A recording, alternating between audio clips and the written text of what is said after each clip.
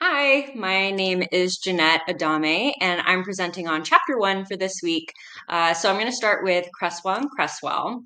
Chapter 1, generally speaking, it talks about methodologies, and then it uses a couple of different key terms. Oops. So the book uses research approaches rather than methodologies in order to discuss it. And these are generally speaking procedures for research that span the steps from broad assumptions up into detailed methods of data collection, analysis, and interpretation. The selection of a research approach includes the research problem or the issue being addressed, the researcher's personal experiences, and the audience of the study. So the book is going to talk about some philosophical assumptions, research approaches, research designs, and research methods. And these are really going to be the four key terms that will represent a perspective about the research flow from broad constructions of research down to the narrow procedures of the actual methods. So this chapter just provides really a brief overview. One of the first things that this chapter in particular talks about is that these three different approaches that we often hear, so qualitative versus quantitative versus a mixed methods. The author really stressed that these are not rigid categories, but rather that they are different ends of a continuum. So I had I had AI generate this image that you see for you on the screen. And so the only probably adjustment that I would make is that rather than it saying strictly subjective and objective with qualitative and quantitative, I would say subjective leaning and objective leaning. I think that most people agree that there is no such true objectivity if it's a human-led search, research, and then the final end product. So a study that tends to be more qualitative or quantitative is going to be, respectively speaking, more based on explanatory, context-rich data versus quantitative, which is more structured, and numerical data analysis. And then a mixed methods is a combination of the two. It's important to note the history of all of these different types of methods. The quantitative, so the number approach, really comes from the social sciences from the late 19th century into the mid 20th century. And then for the second half of the 20th century, we see researchers more interested in qualitative data. This is going to roughly converge with the 1960s and the civil rights movement and the growth of ethnic studies.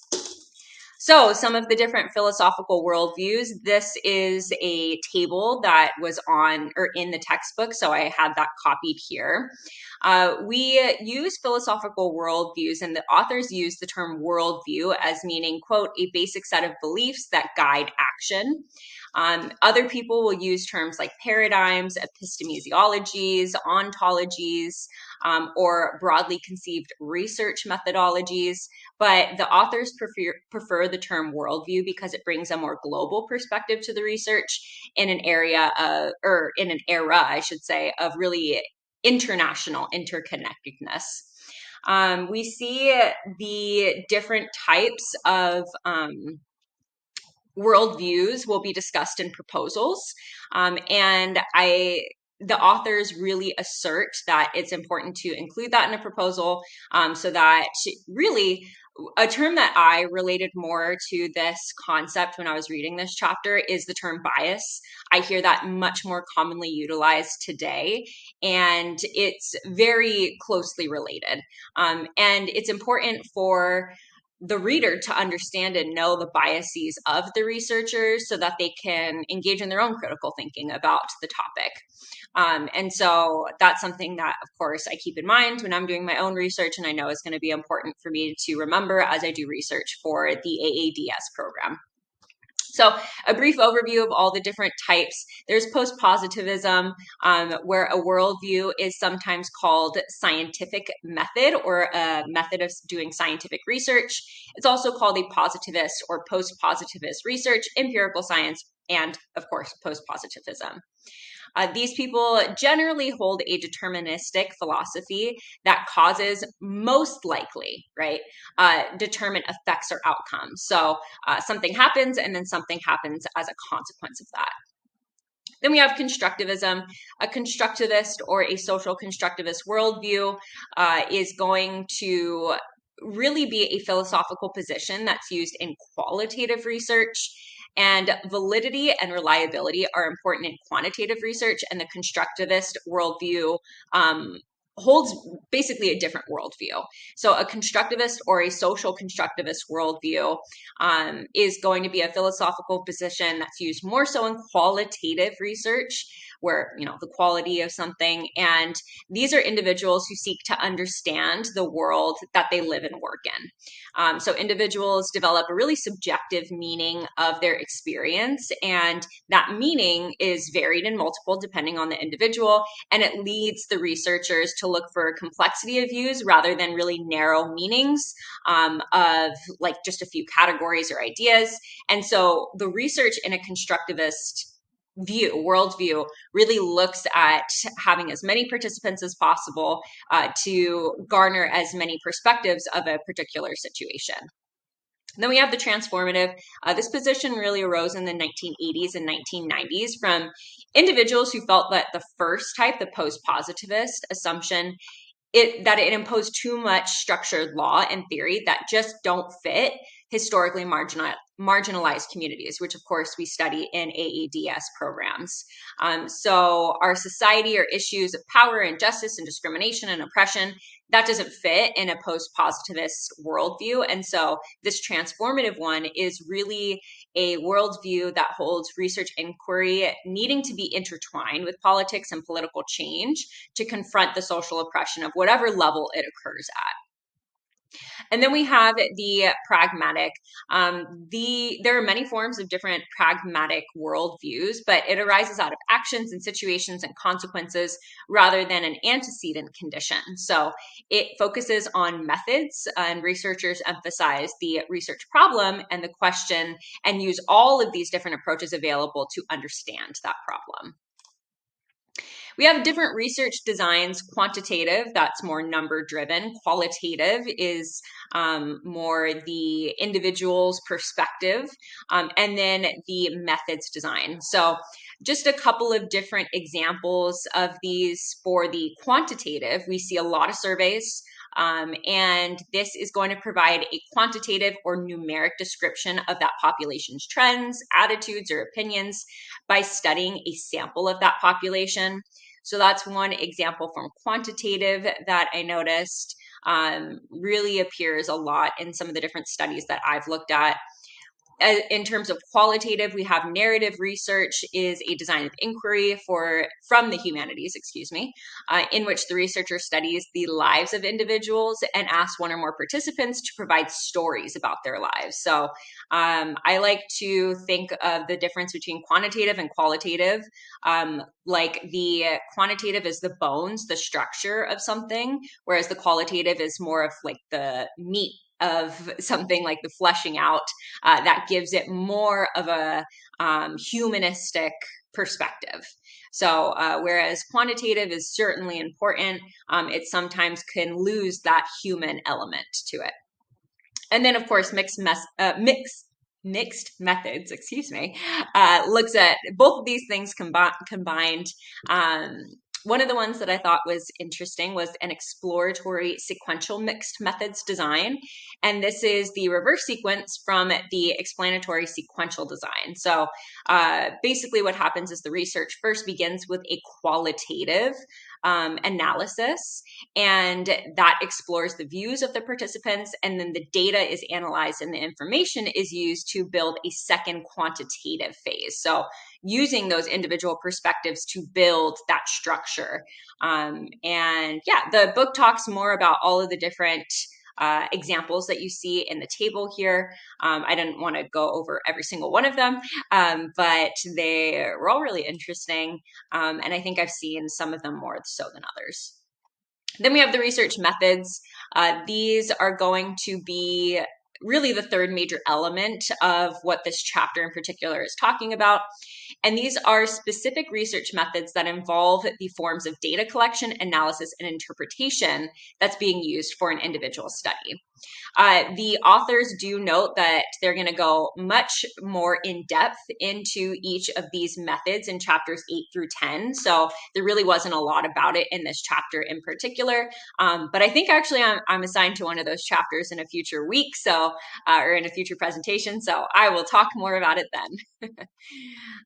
Then putting it all together, they talked about a couple of different things to remember as these different lenses are being put together in terms of research. So first, in terms of the research problem or question, how do you come about it? Well, they talk about it coming from voids or conflicts in research results, or just things that are neglected in literature. So I'm a practicing historian, and that's often where we get our topics from, but it could also be that there are conflicting perspectives of something in history that then arise or demonstrate the need for further research.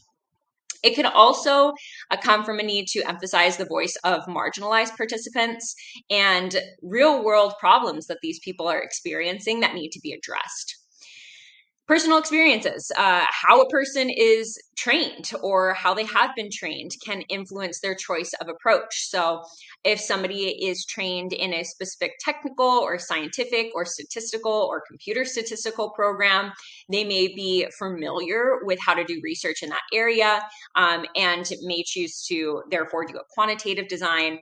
I myself, I'm more of a storyteller. I like to describe things from a more personal view. I like to explore biases or perspectives that people have. And so I might choose a more qualitative approach. And in addition to that, it's really important for a researcher to understand their audience. So who's going to be reading it? Who's going to be viewing this information? Is it a journal editor and the readers of that journal? Is it a faculty committee? Is it a conference that they're presenting at, or just their colleagues in the field? And so students, it says in the book, should in particular consider the types of approaches that are typically supported and used by their advisors, and that these individuals may shape the choice that we will make, a quantitative, qualitative, or a mixed methods approach. So that's it for the first one. I am going to go over briefly chapter 1 from the research methods in Africana studies and try to really tie that in with the chapter 1 information of the other text. So an overview of this is that research is really aimed in Africana studies at the liberation of African descended people across the world, whether that's in continental Africa or in other parts of the world. There have been some errors in this research that have had serious consequences for social justice and general well-being. And so it's really a critical and systemic study of thought and practice of people of African descent in their past and in the present that is currently unfolding. There are some different areas that they highlighted, one of them being Africana Studies domain theory. And this is going to really demonstrate that each area, or each discipline, I should say, has a domain of inquiry. So, for example, political phenomena for political science, or psychological phenomena for psychology, excuse me.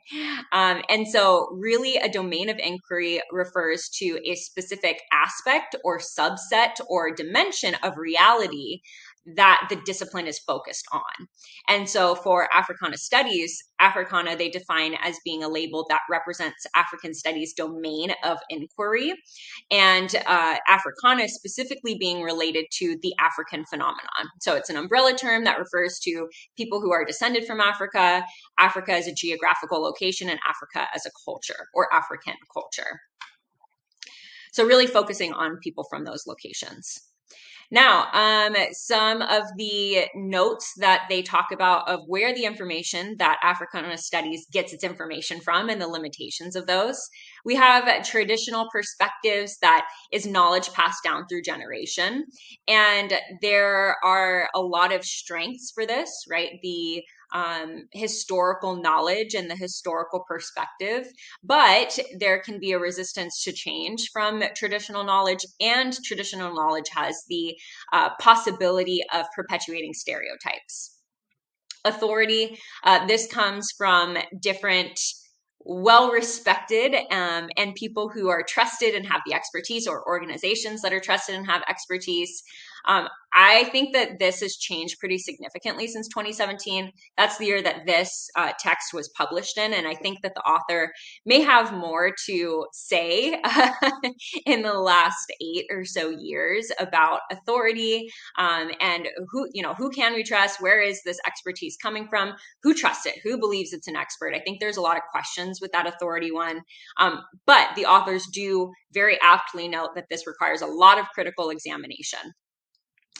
They also talk about just plain common sense, just things that people know, conventional wisdom that may be contradictory or inaccurate at times. And this leaves room really for conscious and unconscious bias. And then the media as well. So I think that this is another thing that's probably changed quite significantly since 2017. They talked about the media being really fast paced. Also, that it can perpetuate stereotypes and misinformation.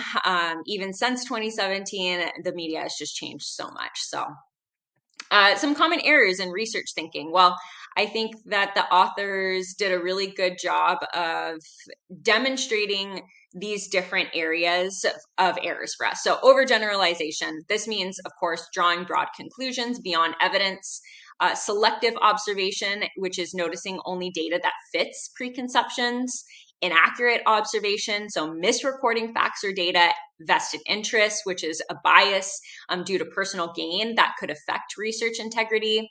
And illogical reasoning, which is unfounded reasoning supporting those harmful ideologies, things like racism. So there are also some mistakes that they talk about in racial cultural reasoning. They discussed scientific colonialism, so studying African descended people from outside their cultural context using non-African concepts. There was a reading in a different class that I did, and I think all the people in this class did as well, talking about Nollywood films and the perspective of mental illness being a spiritual affliction versus something that can be treated with Western medicine. So I think that's a good example of that scientific colonialism. Transubstantive error, I think it's pronounced transubstantive error, is imposing one ethnic group's cultural definitions on another. I think that happens a lot for Africana studies. A hierarchical comparative analysis, so judging groups based on standards that favor dominant cultures. I think that has a tendency to happen in the Western world, especially on places like Africa and for African descended peoples. There's a fallacy of homogeneity. This assumes that all people of African descent are the same, and it ignores diversity. You see this so much in history, people discussing Africa as this broad umbrella term when Africa is a massive span of land and has so much diversity within. The problem-oriented and solution deprivation. So it focuses too much on the problems and does not look at the successes. So look at the things that society, that group, or those peoples have done well, or the achievements that they've accomplished. We have an ethnologic ahistoricism, so it ignores historic context for different peoples or studies, which leaves those studies incomplete. A disregard for social regularities or overgeneralization in general. This balances recognition of cultural patterns without stereotyping. And then self-censorship. So it avoids truth-telling for fear of negative reactions, undermining the research integrity. Now, the key research approaches, I've gone over this pretty well in other slides, so I'm not going to take up too much more of y'all's time. But when analyzing, it's important to understand the variables to clarify relationships between social factors that affect African descended communities. So variables are characteristics like race or gender. They're independent variables that cause or predict changes. There are dependent variables that affect or outcome from your study, and then intervening variables that explain the links between the IV, the independent variable, and the DV, the dependent variable. The author notes that causality is complex. There are temporal sequences that cause precedes effect. There is association, that empirical relationships must exist, And then there are non-spurious variables that avoid third variables that cause both IV and DV. And so there is a caution to watch out for reverse caution or simultaneity bias. Now, the research bias, the research approaches, the author also talks about nomothetic, I think it's pronounced nomothetic, versus idiographic perspectives. The nomothetic identifies general patterns across populations, and the idiographic explores detailed individual cases. And combining both of these really enriches understanding and intervention design. So thank you for watching. And yeah, thanks.